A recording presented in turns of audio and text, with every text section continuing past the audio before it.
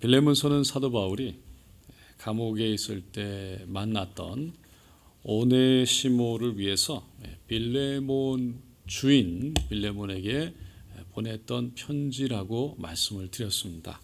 오네시모는 빌레몬의 종이었는데 그의 돈을 훔쳐서 로마까지 도망갔다가 사도 바울을 만나고 복음을 듣게 되죠. 그리고 그 복음으로 인해 예수를 영접합니다. 새로운 사람으로 거듭나게 됩니다.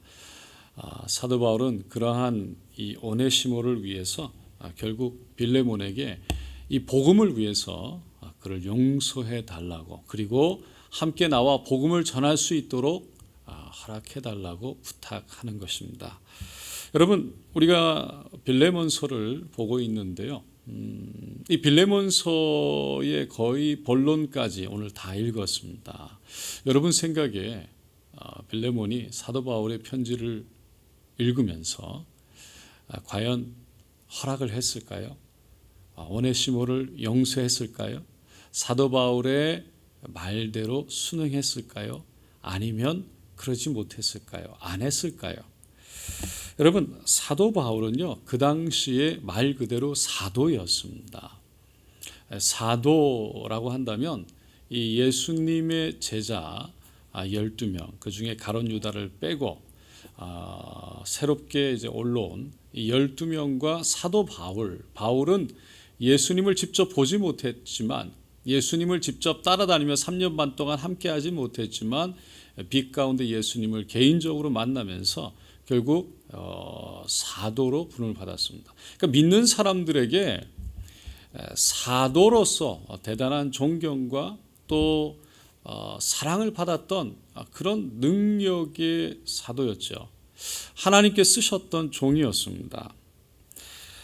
그래서 빌레몬뿐만 아니라 빌레몬 자신도 사도 바울에게 큰 은혜를 입었습니다. 오늘 본문에서 우리가 보았던 것처럼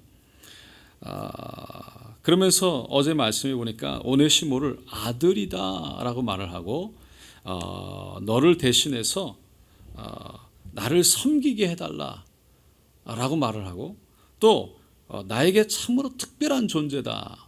아들이라고 그랬으니까 얼마나 특별하겠습니까? 그러면서 나를 대하듯이 그를 대해달라. 사도 바울이 얘기하는 겁니다. 그리고 그가 빚진 모든 것은 내 앞으로 달아서 내가 계산하게 해라. 그런데 그렇게 말하기 전에 그가 이렇게 얘기하죠. 너가 나에게 큰 은혜를 입었는데 내가 그것은 너에게 말하지 않겠다. 근데 사실은 다 이미 말을 한 겁니다. 너가 나에게 이미 빚졌다. 나로 주 안에서 너로 말미암아 기쁨을 얻게 하고 평안을 얻게 해라. 그러면서 마지막에 너가 나에게 나는 너가 순종할 것을 확신한다. 이렇게 얘기합니다. 참 어떻게 보면 쭉 읽다 보면 이 빌레몬이 정말 꼼짝도 못하도록 지금 사도 바울이 편지를 쓰고 있는 겁니다. 여러분, 이 편지를 통해서 사도 바울의 놀라운 지혜를 볼 수가 있습니다. 제가 새롭게 이제 시작하는 신혼부부들 또 이제 새롭게 결혼을 하려고 하는 가정들, 우리 커플들을 위해서 결혼 예비 학교를 하죠. 그 중에 제가 5번 정도 모이는데 그 중에 한 번에 모이는 시간 중에 대화의 방법에 대해서 함께 나누는 시간이 있습니다. 근데 그 중에 핵심적인 부분이 뭐냐면 I 메시지라는 것이 있는데 이 I 메시지라는 것은 대화하는 방법이에요. 상대방을 화를 내게 하거나 상대방의 아픈 부분을 가리키거나 상대방을 blame, 손가락을 가리키거나 지적하는 것이 아니라 자신의 이야기, 자신의 감정을 얘기해서 상대방의 마음을 움직이는 겁니다. 그러니까 마음을 상하지 않게 하고 말을 하는 거죠.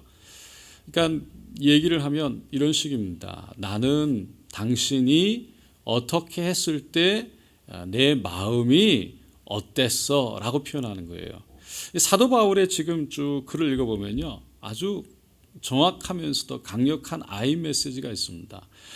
당신이, 우리는 보통 얘기할 때 당신이 뭐 어떻게 했기 때문에, 당신 때문에 라고 얘기를 합니다. 그런데 우리는 아이메시지로 얘기를 한다는 것은 당신이 어떻게 했을 때 내가 어떤 느낌이었어, 어떤 감정이야 라는 것을 표현하는 거예요. 당신이 화를 낼 때 내 마음이 너무 슬펐어. 당신이 내 부모님에게 인사드려주고 잘할 때 내가 너무 마음이 기뻤어. 그래서 긍정적인 아이 메시지와 부정적인 아이 메시지를 함께 잘 표현을 하는 거죠. 그런데 사도 바울이 보면 그것을 너무 잘하고 있다는 거예요.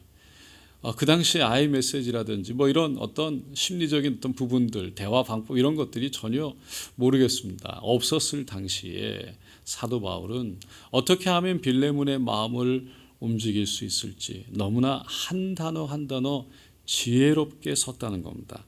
여러분 한번 생각을 해보세요. 빌레몬이라는 사람 입장에서 종이 자신의 막대한 돈을 부를 가지고 훔쳐 달아났는데 다시 그의 얼굴을 본다면 얼마나 화가 나겠습니까? 그렇기 때문에 사도 바울은 지금 이 빌레몬에게 그냥 적당한 편지를 보내서는 안 되는 것입니다. 우리 인생에 정말 필요한 것이 무엇일까? 많은 생각을 해봐도 역시 지혜가 아닐까 합니다. 사람들과의 관계에서도 지혜입니다. 우리가 말을 어떻게 하느냐에 따라서 어제도 말씀드렸지만 천냥빚을 갚기도 하고 어둡고 어려운 상황 속에서도 말 한마디를 어떻게 하느냐에 따라서 소망과 희망의 상황으로 바뀌어질 수도 있습니다. 닥터 하리 아이언스타인이라는 분이 있습니다. 이분이 전도를 아주 열심히 하셨습니다. 보통 샌프란시스코에서 노방 전도를 많이 하셨는데 어느 날 한 분이 아주 거만한 태도로 아주 날카롭게 생긴 모습으로 와서 새신자 카드에 무엇인가를 적어서 건네주었습니다. 기쁜 마음으로 받았는데 보니까 거기에 이런 말이 적혀 있습니다. 크리스천과 회의주의자가 함께 모여서 이 공개 토론을 갖자라는 거였어요. 자신이 이 냉소주의자, 회의주의자, 패시미즘을 가진 사람인데 예수 그리스도 이 종교에 대해서 특별히 복음에 대해서 아주 냉소적이었습니다.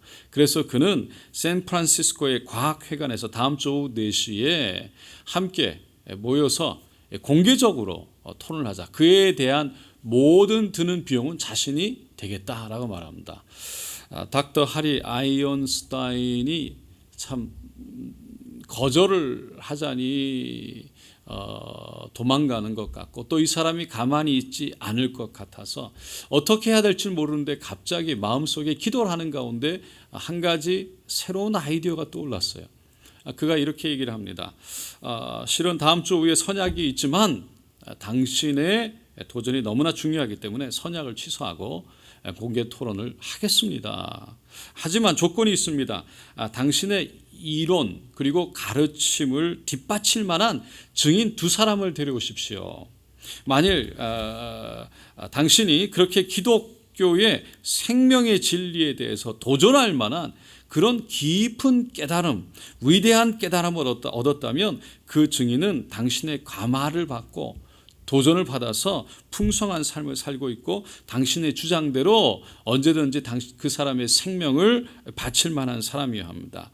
그런 사람을 남자와 여자 한 명씩 데려오십시오. 남자는 극적인 사건을 경험한 사람이 좋겠습니다. 사형수나 살인자나 이혼했거나 남을 속이거나 벌을 받았거나 죄가 많았던 사람이 당신의 주장을 듣고 감동받아 회개하고 돌이켜서 전혀 새로운 사람이 된 사람이면 좋겠습니다. 여자도 아이를 죽였거나 남편이 5이 있거나 알코올이나 아편 중독자거나 전과가 있는 분, 당신이 주장하는 기독교 비판이나 성경이 거짓이고 예수는 사기꾼이라는 말을 듣고 감동해서 당신의 주장을 받아들이고 당신의 주장을 다른 사람들에게 열심히 전하는 사람이면 좋겠습니다. 저도 증인을 데려오겠습니다. 수없이 데려올 수 있지만 100명만 데려와서 제가 당신과 나의 증인을 데려다 놓고 토론을 합시다. 우리 둘만 토론한다면 그것은 서로 공론에 지나지 않을 수 있기 때문입니다. 라고 했답니다. 그랬더니 그 사람이 얼굴을 빤히 쳐다보다가 기분 나쁜 표시를 내고 그만둡시다. 잘해보시오. 그러고 떠나갔답니다. 여러분, 지혜는 결국 이 논쟁, 쓸데없는 논쟁, 쓸데없는 싸움을 멈추게 하고 피하게 하는 것 같습니다. 사람들은 대체로 참 논쟁하는 걸 좋아하는 것 같습니다. 누가 옳으냐, 뭐가 옳으냐, 뭐가 틀리냐. 그래서 결국 변화를 갖고 오기 위한 어떤 전도가 아닌 논쟁을 통해서 내가 더 맞고, 내가 더 우월하고, 내가 더 많이 알고, 내가 더 잘 한다, 안다, 뭐 이런 것들을 드러내고 싶은 마음들이 어쩌면 더 크지 않나 생각합니다.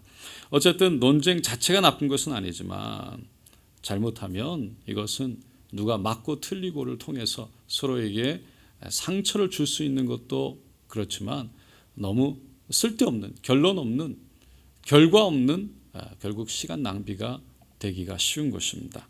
여러분, 별로 중요하지 않은 일에 목숨 걸고 토론하기보다 어쩌면 지혜로운 말, 정말 지혜로운 말 한마디가 우리의 삶 속에 어쩌면 모든 것을 더 순조롭게 형통하게 인도하는 것이 아닐까 생각합니다. 그런 의미에서 우리의 삶 속에 정말 하나님이 주시는 지혜가 얼마나 중요한가 생각해 봅니다. 옛날에 어느 나라의 외동딸 공주가 밤하늘을 달을 따달라고 임금님께 졸랐답니다. 졸리다가 못한 임금님이 신하들 불러서 공주가 달을 따달라는데 빨리 한 달 내에 따주라고 명령을 근엄하게 내리죠. 신하들이 어쩔 줄 몰라서, 하지만 임금님의 명령이니까 피할 수 없어서 그냥 매일같이 모여가지고 의논을 했답니다. 한 신하가 대책을 세우려고 회의를 거듭하는 가운데 하늘까지 닿는 사다리를 만들기 위해서 온 나라에 있는 나무를 다 베어와야 된다 그랬대요. 그랬더니 그 옆에 있는 신하가 그 이야기를 듣고 그 나무를 다 베우면 비가 오면 홍수가 날 테니 안 된다고. 그랬더니 옆에 있는 신하가 그러면 옆 나라에 모든 나라에서 외국에서 나무를 다 가져오자고 그러는 겁니다. 그랬더니 또 그 옆에 있는 신하가 그러면 그 우리 나라에 있는 부가 다 빠져나가기 때문에 차라리 홍수가 나는 것이 낫겠다라고 얘기합니다. 어쨌든 옛날부터 또 천재라고 불리는 신하는 그달까지 가는 긴 사다리를 만든다 하더라도 달을 따다가 운반하려면 사다리의 달의 무게를 견딜 수 있는 구조학적인 분석을 해야 되는데 우리나라에는 미적분학을 전공한 사람이 없어서 문제다. 그러면서 교육 정책의 문제를 지적했습니다. 또 다른 신하는 궁궐보다 더 큰 달을 따오려면 넣어둘 창고가 필요하기 때문에 빨리 공사를 시작해야 되고, 어떤 신하는 그 달을 무게가 많이 나가니까 아주 힘센 200명의 군사를 뽑아가지고 지금 또 훈련시켜야 된다고, 이런 이야기들만 잔뜩 했습니다. 그런데 결국은 답이 나지가 않죠. 한 달이 다가왔습니다. 근데 한 지혜로운 신하가 임금님의 허락을 받고 공주를 만납니다. 그리고 공주에게 질문하죠. 공주님, 공주님께서 원하는 달을 따드리고 하는데 제가 아는 것이 없어서 그런데 달의 크기가 얼마나 합니까? 그랬더니 공주가 아니 임금님의 신하가 그것도 몰라? 큰 쟁반만하지 그러는 거예요. 잘 알겠습니다. 그러면서 기쁜 마음으로 나옵니다. 결국은 큰 쟁반 모양의 달을 만들어서 공주에게 줬습니다. 접시만한 가짜 달을 만들어서 공주에게 줬는데, 근데 문제가 생겼습니다. 오늘 밤에, 그날 밤에 다시 달이 떠오르면 공주가 그 가진 달을 보고 이게 가짜라는 것을 알게 될 테니 이거 어떻게 하면 좋겠냐는 거예요. 사람들이, 신하들이 또 모여서 얘기하다가 그런 가짜 달을 준 신하의 목을 쳐야 된다고, 사형에 쳐야 된다고, 그 신하 때문에 이런 일이 일어났다고 서로 난리가 났습니다. 옆에 있던 조용히 지혜로운 신하가 다시 임금님의 허락을 받고 공주를 만나게 됩니다. 그리고 이렇게 묻죠. 공주님, 달을 따왔으니까 이제 밤하늘에는 달이 없겠지요? 그랬더니 이 공주가 하는 말이, 이 바보 신하야, 하늘에는 초승달, 반달, 보름달, 금음달 등 여러 가지 달이 있잖아. 그것도 몰라. 달은 매일 새로 떠오르잖아. 신하가 인사를 하고 기쁜 마음으로 나왔답니다. 여러분, 결국 지혜는 어려운 문제를 풀어냅니다. 저도 가만히 돌아보니까 순간순간 어려울 때 조금만 더 지혜가 있었더라면 하는 아쉬움들이 남습니다. 여러분, 지혜는 하나님이 주시는 지혜를 구해야 됩니다. 솔로몬이 잠언 16장 16절에 지혜를 얻는 것이 금을 얻는 것보다 얼마나 나은고 명철을 얻는 것이 은을 얻는 것보다 더욱 나으니라 라고 말했습니다. 그리고 그 지혜는 고린도전서 1장 25절에 하나님의 미련한 것이 사람보다 지혜 있고 하나님의 약한 것이 사람보다 강하니라. 잠언서 3장 15절 17절 지혜는 진주보다 귀하니 너희 사모하는 모든 것으로 이에 비교할 수 없도다. 그 우편 손에는 장수가 있고 좌편 손에는 부귀가 있나니 그 길은 즐거운 길이요 그 첩경은 다 평강이니라. 여러분, 오늘 이 새벽에 지혜를 구하기를 원합니다. 우리 살아가는 자녀들 하나님 지혜를 부어 주시옵소서. 어려움을 만날 때 그 어려움 속에 갇히기보다 감정적으로 불안과 좌절로 갇혀서 정말 개방적이고 열려있는 창조적인 그런 어떤 생각들을 하지 못하게 되는 것이 아니라 하나님의 지혜로 창조적인 생각으로 정말 하나님께서 바라보게 하시는 그런 눈으로 바라보면서 지혜의 말 한마디를 통해 문제를 잠재우고 해결하고 그리고 하나님의 인도함을 얻게 되는 그런 자녀들로 또 그런 우리 부모들로 함께 하기를 간절히 소원합니다. 그런 마음으로 오늘 기도하면서 하나님의 지혜를 구하는 저 여러분 되시기를 축원드립니다.